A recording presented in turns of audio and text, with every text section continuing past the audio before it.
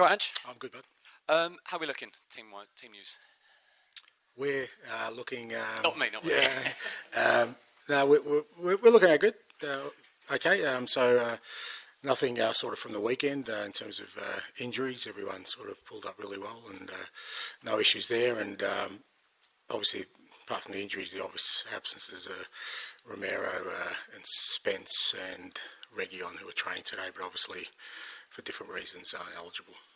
It was rare for Spurs last season. You obviously joined the club with them, not in Europe. How much are you looking forward to? Spurs have a real good, big relationship with European football. Won this competition twice. Yeah, no, really sort of pleased to be back there, excited about being back in it. I spoke about it last year that it was a real gap in our sort of calendar, and I think didn't help us at certain times of the year not having that sort of regular football and that challenge of playing against different types of opposition and sort of exposing our whole squad to some real meaningful game time. So for a number of reasons, and the worst thing was sitting around watching other teams playing it. That didn't sit well with me either. So being back in European competition is important. I know you have touched on it, but Son was really passionate then. I know you mentioned it in the fans forum, but it is an expanded competition. Son particularly mentioned about the player welfare and maybe the dip in quality. Do you echo what Son and other players, Rodri, Alisson, have been saying about this extended format of these competitions? Well, not specifically to this competition, but I've spoken already about the fact that I think we're getting to a real sort of dangerous level of what our expectations are around players. And instead of sort of focusing on one or two tournaments, it's about the calendar. That's more of an issue. Players don't get a break between seasons anymore that they used to. There's more tournaments, both at international and at club level, at continental level. So, like I said, it's going to get to a point where, we're not going to have the best players out there playing, and more, probably even worse, is, them breaking down for various reasons. So, it's definitely something that needs to be addressed. On that, Ange, you said last night that players will take matters into their own hands if things don't change. I mean, what does that look like? Is that a strike? I said players may take that. I didn't say they will. I said they may take matters into their own hands, and it's about us. I guess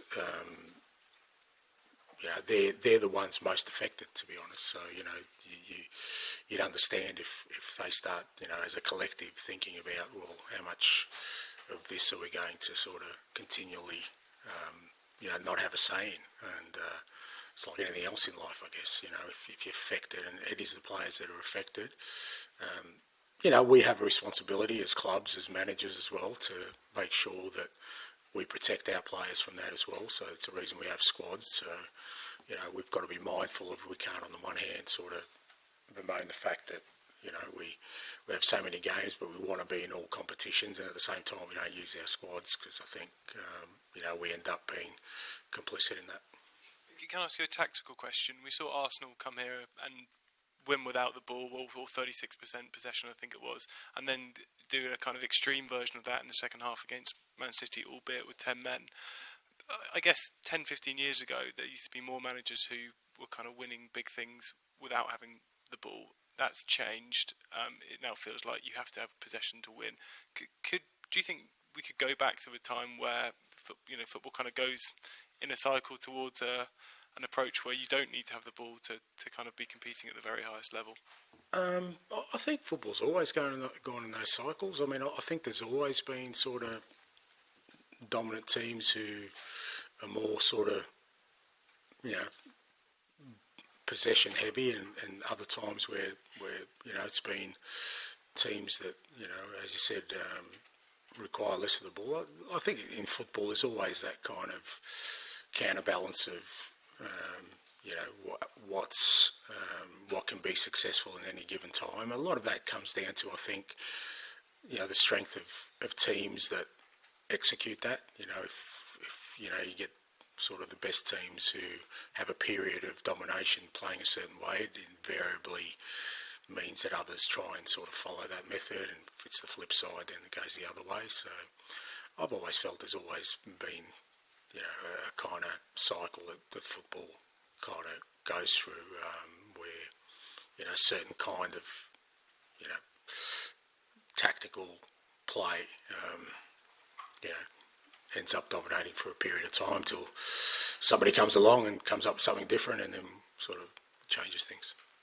People seem to be congratulating Arsenal on not having a soft underbelly and developing their way of playing with the dark arts. That was Mikel Arteta's press conference yesterday.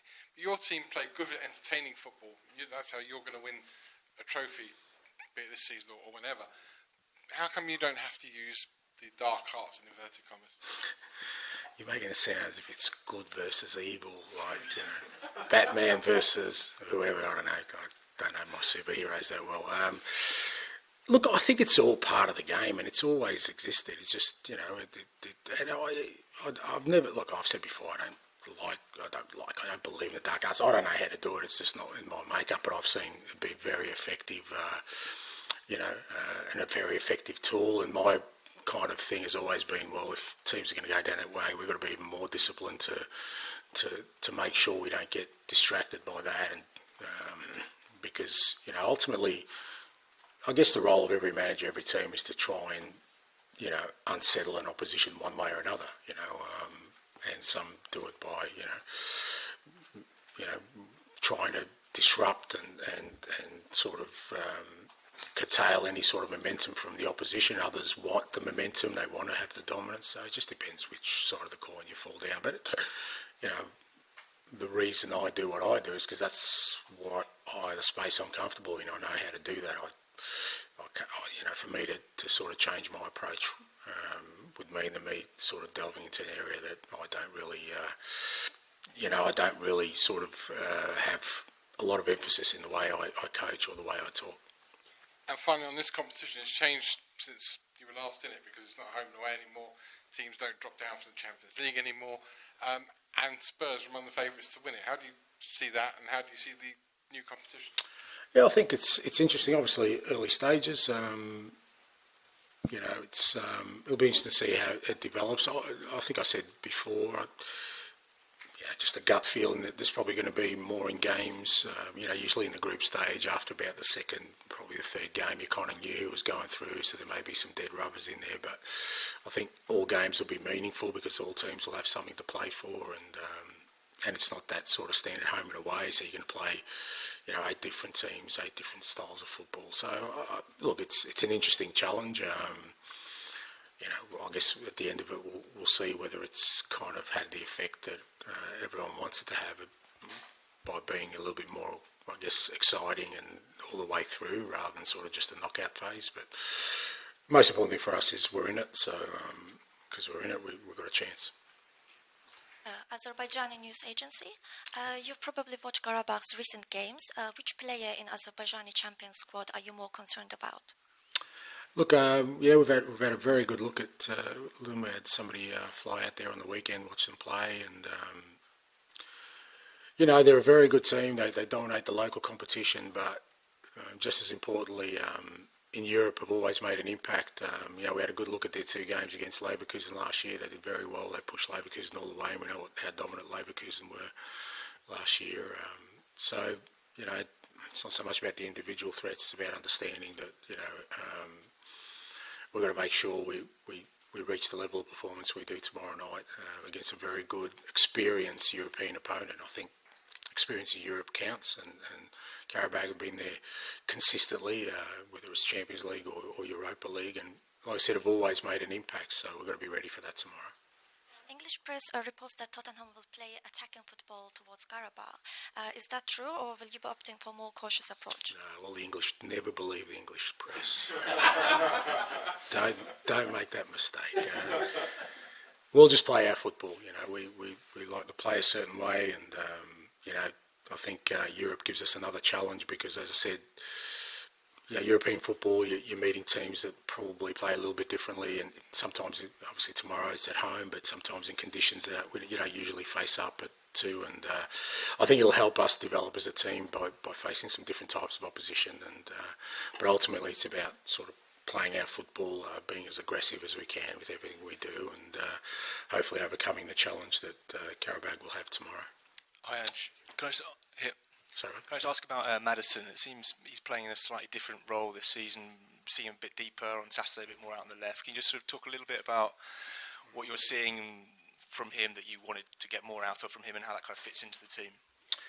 Yeah, no, I wouldn't say he's changed his role. He's doing exactly the same as last year. I think if you look back early last year, very similar kind of. And I've said all along that the key to matters is, if he's physically good and now he's, getting to that level of where, he's able to cover ground to receive the ball wherever we need him to receive, whether that's deep, wide, but then the ability to really, beat players on the dribble and then contribute to attacking play, not just sort of one phase of play. He's getting involved in 2-3 phases of play, and to do that physically, it's really important for matters. And like I said, if you look back early last year, he was doing very similar things for us that he did on the weekend. It was only when he came back from injury he kind of struggled, because I don't think physically he was where he needed to be.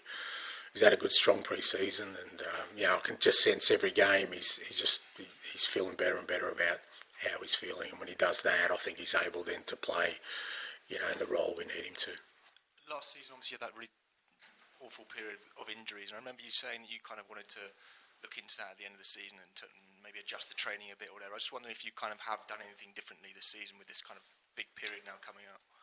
Yeah, no, we're constantly reviewing. We've made changes, obviously, both in sports science and the medical department, and I think we've kind of evolved the squad to get players we believe are going to be robust enough to play our kind of football, and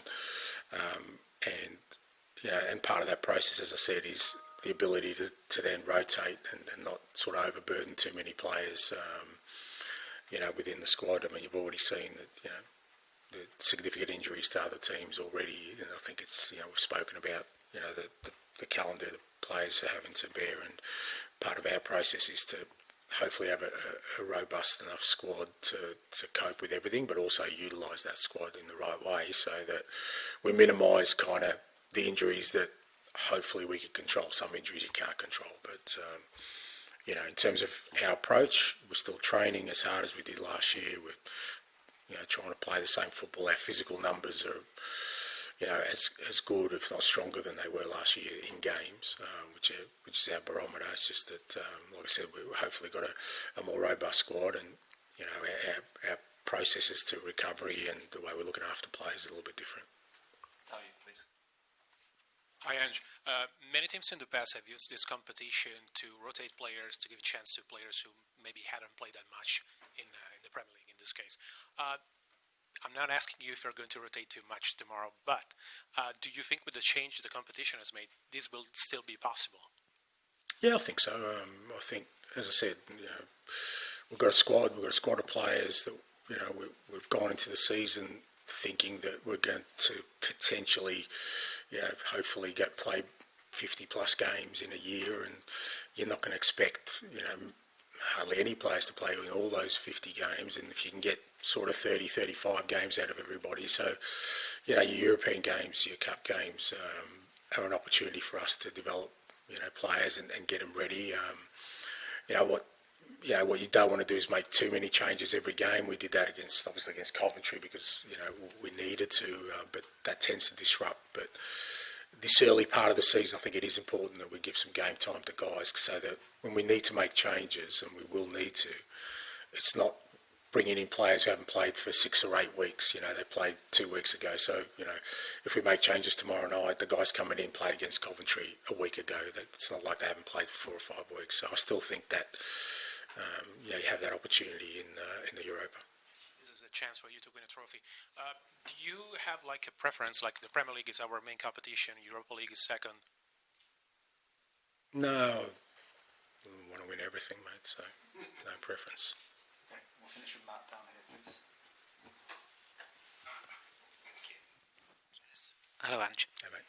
Can you expand a little bit, please, on what it means to be in Europe, why it matters, both for the club? Is it about prestige? Is it about money? Is it about everything? But also for yourself and the challenge that you've taken on coming to Spurs. Yeah, look, I tend to look at it more from a sort of my role, from a footballing perspective. Whether I don't know, in terms of revenue, I guess it helps the club. In terms of prestige, it helps the club. But just from a footballing perspective, like I said, it's a different challenge from what you face in the Premier League, even in cup competitions for the most part. And I think whenever you can expose, individuals or a group to different environments, different challenges, I think there's greater opportunity for growth. And whether it's playing against an opponent you've never played before, or who played differently, or playing in a country or in a stadium with a different kind of atmosphere, all those kind of things are opportunities for growth. And I think that's what European competition enables you to do. I think for us, I kept saying last year, I think if we had been in Europe, irrespective of the competition, I think we would have been able to evolve a little bit quicker in terms of our, what we expose our players to. But having sort of European competition, especially with a young group we've got, a lot of them, it'll be their first time playing in this competition as a group. It's the first time for us to play in Europe. The squad's changed a lot in the last 12 months. So I think for all those reasons, I just see it as a fantastic opportunity to evolve for us as a team in a footballing sense that hopefully gets us closer to our goal. In terms of winning a competition, it feels like because you no longer get the dropouts from the Champions League, you know who's in it at the start, you know what you're up against. Does that feel like it's something that's, I don't know if it's easier to target, but something that's more conceivable to target? Yeah, I don't know. I mean, I think whenever you're in a sort of this kind of competition, you never look kind of beyond, well, what's the first part of it is getting out of the group, and then you kind of, it's only sort of in the knockout stage you start sort of looking at, okay, what are potential matchups, who's left, and so whether that was, last year teams dropping down or this year, I mean, I think we'll get a decent idea of where we sit on the table and likely outcomes after that. But I think it's only really in the knockout phase that you kind of focus on, okay, what sort of opposition do we have here? So I think the challenge is still the same. I don't think it makes it necessarily easier, because if somehow this is easier for us, I assume it's easier for all the other teams that are really strong in this competition as well. So I don't think that changes. It's just, like I said, it's a unique format. It's different. God knows how you look at that table in one screenshot, because it's about 37, 38, 36 teams, whatever it is. So trying to work out where everyone sits will be a challenge. But like I said, for us, what we do know is we've got 8 really good games and an opportunity to progress from there. Thanks, guys.